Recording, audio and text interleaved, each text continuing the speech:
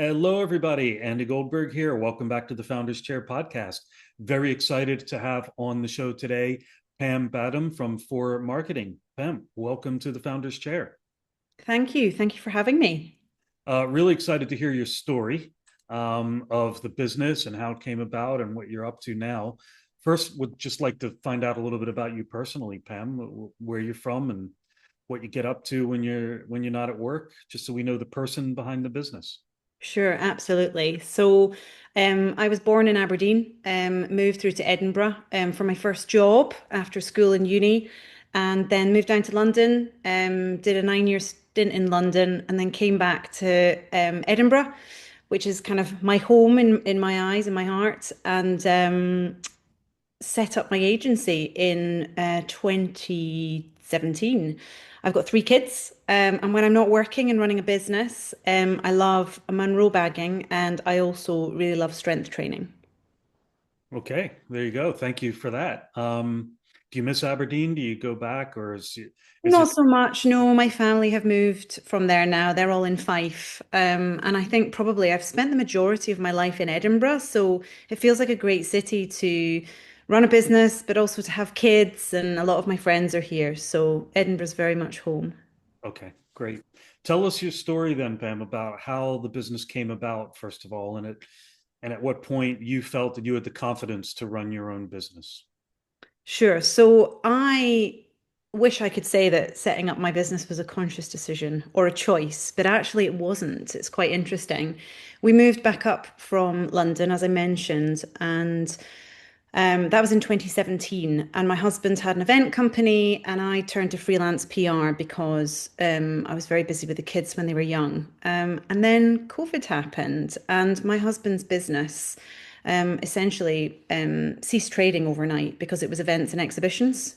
And at that point, my daughter, she was 5 months old. So we had three kids under five. We had a mum freelancing and no other income. So it was a bit of a moment where we had to think, what are we doing? Where are we moving from this point? So that was the time that my husband and I made the decision that he would take over the reins of childcare, and I would have a bit of a runway and see what I could do with my freelance PR and comms business. So in 2020, that was when the decision was made, and that's essentially when Four was born and when I started building something that is what it is today. So you started right in the middle of lockdown. Yes, with a 5 month old baby, a 3 year old, and a 5 year old. Okay, so I mean, would you say it was born out of necessity then, the necessity It to was I've reflected on this a lot. It was born out of necessity and it was born out of fear. It was basically a fight or flight. We had to make some pretty quick decisions. And actually there were so many businesses at that point that were looking to innovate and reinvent themselves. And I was able to tap into that in terms of really supporting them and getting behind them. So it was kind of a win-win, in a sense. what was your confidence level? Like you'd never run a business before. Were you going in thinking, yeah, I can do this, I believe in myself, or were you thinking, I don't know what Completely I'm the getting myself opposite. into? Yeah. Completely the opposite. It was very much fight or flight. And I have to say, it was fight or flight for the first couple of years with so much uncertainty through COVID. And then even out of COVID, there was definitely a lot of a big transition period. Recruitment, for example, meeting people for the first time when you'd worked for them for 2 years, but not meeting them in real life. Things like that. They were so strange. And I think that confidence piece, it's something actually that, I've reflected a lot and I've probably only grown into that confidence piece in the last year or so. And, I'm open and honest enough to admit that because it was very much driven by fear, trying to contain imposter syndrome, and then waking up one morning and thinking, wow, I've got a real business here. How am I, what's happened? A coach colleague of mine once said that choices kill businesses. And when you have a choice that will allow the business to fail, and you can go and do something else, you're likely to go and do something else. But when you don't have a choice, you have to make it work. You will make it work. Uh, do you subscribe to that belief? Like, was it the fact that you didn't really have a choice that kind of made you persist and get to where you are? I would say in the early days, I would agree with that statement. Yes, it was very much driving to build and grow at pace so that I was essentially steering my family to safety, if I'm totally honest with you. And it's only laterally where things have leveled out and, I've got a really solid business that I'm hugely proud of. And I do have choice now, but because I've got the learnings and knowledge and I've made so many mistakes and, the journey's been what it is to get here, that choice time and time again, I couldn't ever see myself doing anything else now. Tell me a little bit about For Marketing. What do you do? Who do you do it for? Sure. So we've grown now to provide marketing and comm services for 30 clients across both Scotland and the rest of the UK. We sort of support them with essentially where I get my buzz and what makes me the most excited about what I do is working with business owners and really understanding what their challenges are and where they need that support to grow. And it's really getting under the skin of what is it that's holding them back with their marketing and their comms, and how can we build a strategy to support them. So we've grown our service offering out to look at brand strategy, public relations, influencer relations, social media, partnerships, and paid media as well. So yeah, it's great. It's so much fun. We work with a huge variety of clients across travel and tourism, hospitality, events, food, drink, charity, and also professional services. We work with quite a few Scottish businesses locally, and it's really getting under the skin of what their challenges are and how we help them grow. Tell me a little bit about your entrepreneurial journey then from when you set up the company. What would you say has been your biggest learning so far as a business owner?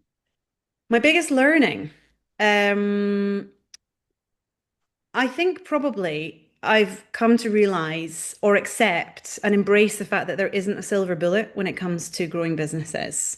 I think on the outside it all looks big and shiny and people are doing really well. And, just sort of to echo our prior conversation, building businesses is hard. And it takes a lot of time, persistence, dedication, and in some cases, sacrifice.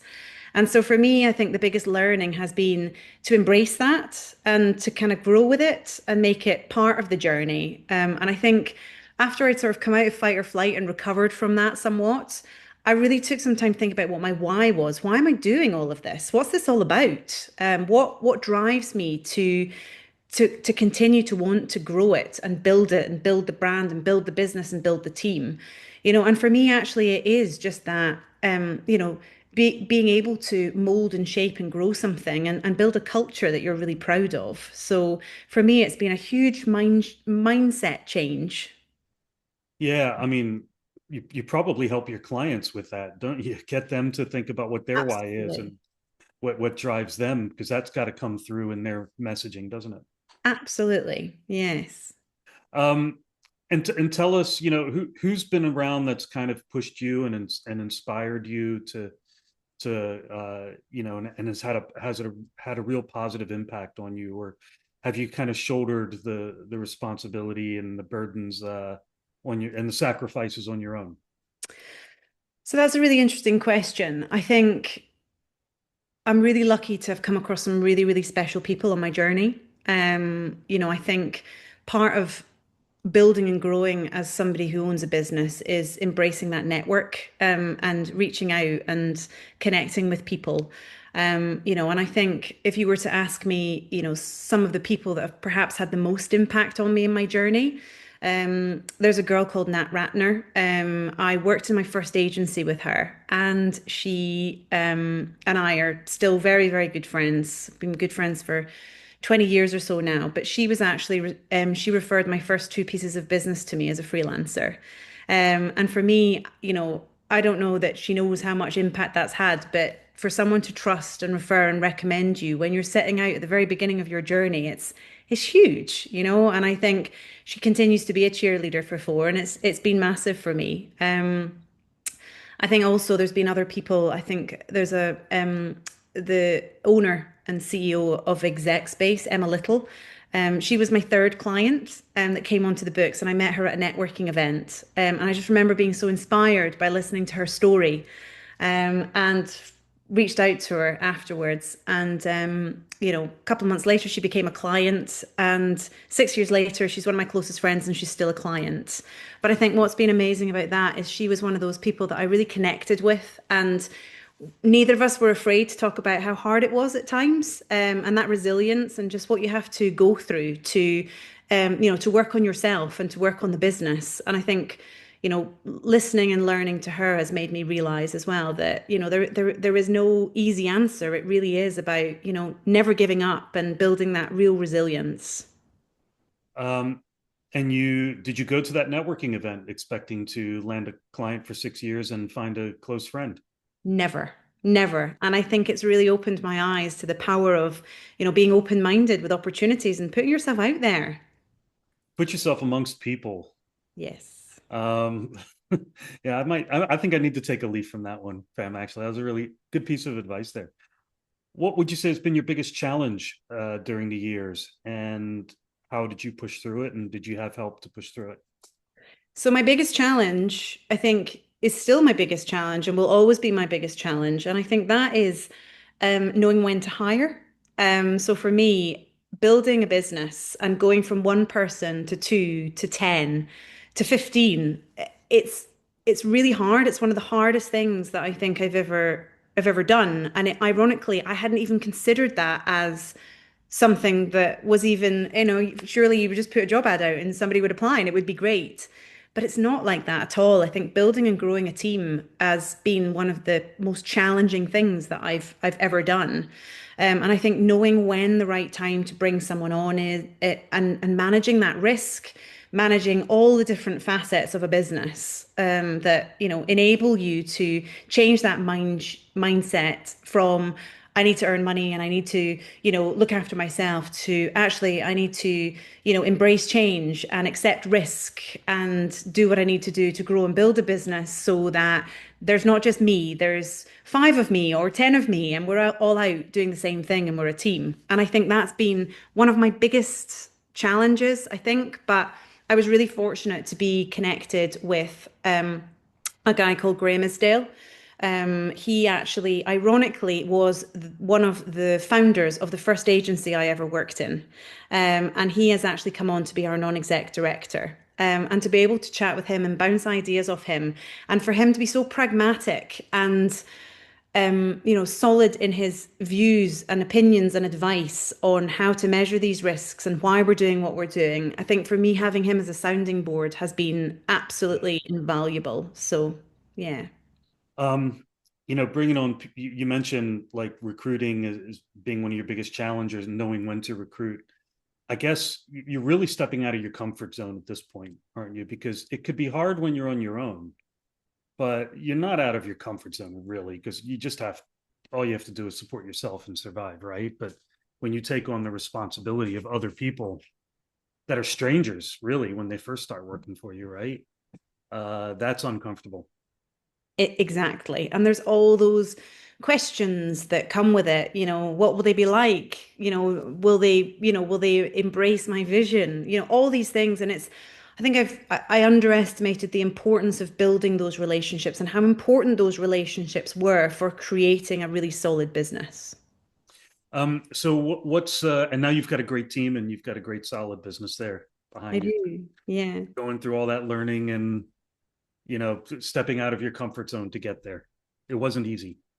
It was not easy. And I'll never pretend that it was. I think some of the best conversations that I've ever had with people in business is when, you meet someone and you can kind of measure that personality pretty quickly. And the people that I love connecting with the most are the people that will sit there and say, God, this is hard. I've got this challenge and I've got that challenge. And actually, we've all got similar challenges. They're just in different businesses and different sectors. And it's been really comforting to sort of connect through shared challenge and, help problem solve amongst community. It's been really, really powerful. Yeah, there's something comforting knowing that other businesses are going through the same challenges as you and going Yeah, down the same journey. It might look different, it might be under a different guise, but really, we all face the same challenges. absolutely. Um, so what's the next big thing for you in your business, Pam? What do the next 1 to 3 years look like in terms of opportunity and growth and challenges? Yeah, I mean, I think again, I've learned that with each tranche of growth, it brings new challenges. And so for me, really the question is, where are we going next and what are we doing? And I think in order for me to continue to grow and build out the business in the way that I really, really want to, I'm thinking probably the next things I need to do are build out a proper leadership team, a solid structure there. And also just, really think about the systems and processes and operations because, when you start a business and it's small, it's not really, it's manageable in terms of, you can do a bit of admin and a bit of housekeeping and a bit of accountancy, last thing at night. But actually, when a business builds to to a solid team size, it becomes its own entity and it needs looking after even in its own right. So for me, it's really thinking about how do we optimize this now so that it's a business that is operating effectively and efficiently, but there's a leadership team in place to help grow that. And for me, it's really taking that next step in my personal development journey and trusting the process and bringing on a strategic leadership team that will help drive it. And, I need to really work hard on my delegation so that I can actually, bring people on that senior level journey with me and help me grow the business. Yeah, I guess you need to now find out what's harder, leading a team or leading a leadership team. Um, Yes, that's a really good point. Yes. Probably slightly different approach. And recruiting, and like you said, like it's back to who's the right person and when and how fast do you grow that team. So Definitely. some questions still to answer there. I think so, yes. What advice do you have for business owners who are just going out on their own or would-be business owners who are considering going out on their own?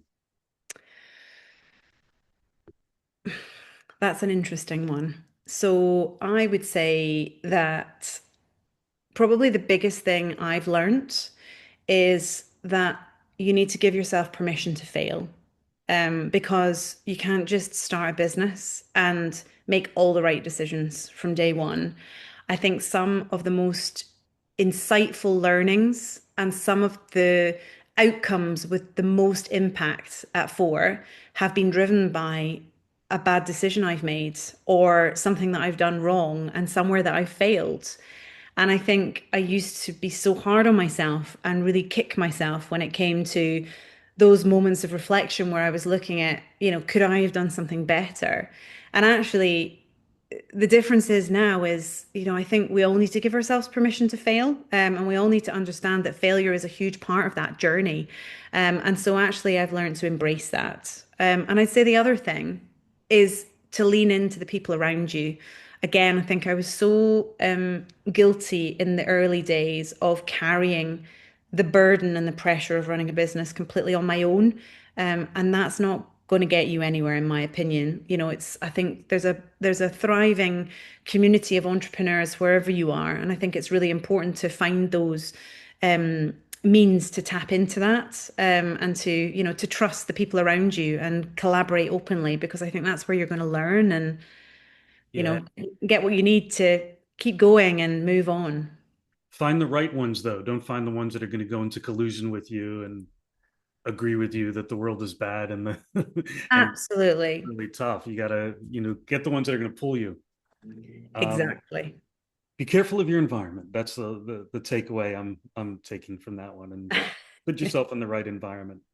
But Definitely. also, permission to fail is a really big one as well because we were talking earlier about comfort zone. And if we want to grow, we've got to be stepping out of our comfort zone to do that, which means if we're out of our comfort zone, we're going to fail. So it's kind of failure is the evidence that we're trying new things, isn't it? It's the evidence that we're growing, and it's the two come hand in hand. Absolutely. That's it. And I think it is just that ability to um, you know, to to understand that actually failure is progress. Because as long as you don't give up and you try something again and again and you eventually get there, that's when you're going to see results. Yeah.